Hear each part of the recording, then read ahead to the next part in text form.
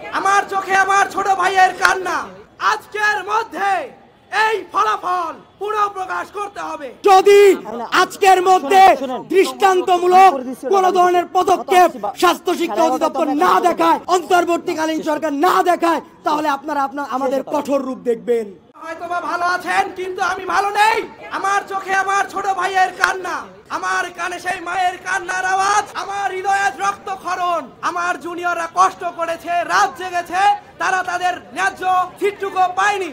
এই ধ্বজভঙ্গ শিক্ষা ব্যবস্থা, এই প্রশ্নবিদ্ধ মেডিকেল ভর্তি পরীক্ষা, যার প্রত্যেক পরতে পরতে প্রশ্ন থেকে যায়, যেই পরীক্ষা দিয়ে আমরা ডাক্তার হওয়ার একটা সুযোগ পাই, সেই পরীক্ষায় যখন এই ধ্বজভঙ্গ 24-এ আমরা রক্ত দিয়েছি, আবু সাইদের মৃত্যুর দিন জিজ্ঞাসা করা হয়েছিল যে প্রশ্নে, সেই প্রশ্নে কিভাবে এখনো কোঠার সুযোগ নিয়ে তথাকথিত ভুয়া মুক্তিযোদ্ধার সন্তানেরা সিট দাবি করে, এই কথা আমার মাথায় আসে না। আমরা মেডিকেলের সচেতন শিক্ষার্থীরা জোর দাবি জানাই, আজকের মধ্যে এই ফলাফল পুনঃপ্রকাশ করতে হবে, যাতে কোনো প্রকার কোটা থাকবে না, কোটা থাকবে না, কোটা থাকবে না। আমরা আপনাদের বলে দিতে চাই, আপনারা যদি সংস্কার করতে না পারেন, আমরা কালকে থেকে কঠোরতর কর্মসূচি নিয়ে সামনে দাঁড়াবো। একবার যখন আমরা রাস্তায় দাঁড়িয়েছি, আমাদের আর আটকাতে পারবেন না। আমরা যে দাবিগুলো জানিয়েছি তা হচ্ছে, অবিলম্বে কোটাবিহীন ভাবে শুধুমাত্র মেধার ভিত্তিতে ফলাফল আজকের মধ্যে পুনঃপ্রকাশ করতে হবে। যে উত্তরপত্রের ভিত্তিতে সবার সিরিয়াল দেওয়া হয়েছে, সেই উত্তরপত্রকে সবার সামনে প্রকাশ করতে হবে। যদি উত্তরপত্রে ভুল দেখা যায়, তাহলে শুধুমাত্র সঠিক উত্তরগুলো নিয়ে সবার মেরিট আবার পুনর্বিবেচনা করে প্রকাশ করতে হবে। আমাদের ডিসেকশন ক্লাস ছিল, সব ক্যান্সেল করে আজকে আমাদের এখানে আসতে হয়েছে। জাস্ট কেন? এই কোটা আন্দোলন চাচ্ছে, আবার এই কোটা প্রথমত মেডিকেল থেকে আবার বিলুপ্ত করে দেওয়া হয়, এটার জন্য আমাদের আবার এসে দাঁড়াতে হলো। এর মতো লজ্জাজনক ঘটনা আর হয় না। দ্বিতীয়ত সেটা হচ্ছে যে মেডিকেলের কাটমার্ক যেখানে 84 পয়েন্ট সামথিং, সেখানে 71 থেকে 72 পে কিভাবে একটা স্টুডেন্ট ঢাকা মেডিকেলের মতো মেডিকেল চান্স পায়, এটা মাথায় ঢোকে না। ফ্রিডম ফাইটার পর্যন্ত সেটা তো অন্য বিষয়। তারপরে 71 থেকে 72 চান্স কেন?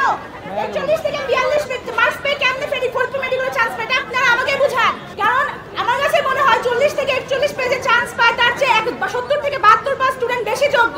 মেডিকেলের এই যে ফলাফল কালকে দিলো, এটা যেন পুনর্বিবেচনা করা হয়, নতুন ফলাফল প্রকাশ করা হয়।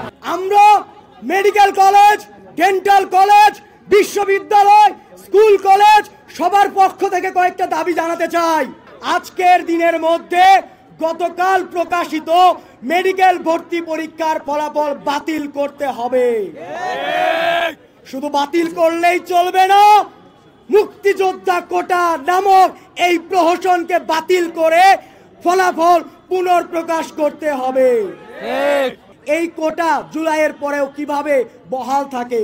আমরা মেডিকেল ও ডেন্টাল কলেজের সকল শিক্ষার্থীবৃন্দ, চিকিৎসকবৃন্দ মেডিকেল এবং ডেন্টাল ভর্তি পরীক্ষায় কোন রকমের মুক্তিযোদ্ধা কোটা চাই না। মুক্তিযোদ্ধা কোটা বাতিল করতে হবে। বিশ্ববিদ্যালয় ভর্তি পরীক্ষায়ও কোন ধরনের কোটা চান না। যে মুক্তিযোদ্ধা কোটার বিরুদ্ধে হলো আন্দোলন, যে আবু সাইদকে নিয়ে মেডিকেল ভর্তি পরীক্ষায় এলো প্রশ্ন, সেই আবু সাইদ যে জন্য আন্দোলন করেছে, তার সেই বিরুদ্ধে করা আন্দোলনটাই কেন আবার এই মেডিকেলে চলতে থাকবে? অনেকের ক্ষেত্রে 2-3 মার্ক কমে যায়, অনেকের ক্ষেত্রে গায়েবী উপায়ে 2-3 মার্ক বেড়ে যায়। এই পরীক্ষার মেডিকেল ভর্তি পরীক্ষা হোক, ডেন্টাল ভর্তি পরীক্ষা হোক, প্রত্যেকটা এমসিকিউ পরীক্ষার ফলাফল প্রকাশ করতে হবে। এরকম ধ্বজভঙ্গ ভর্তি পরীক্ষা কোনো দেশে হয় না। আপনি যদি রসায়ন না পারেন, আপনি যদি পদার্থবিজ্ঞান না পারেন, আপনাকে প্রশ্ন বানাতে হবে কেন? যে পারে তাকে দিয়ে আপনি প্রশ্ন তৈরি করাবেন।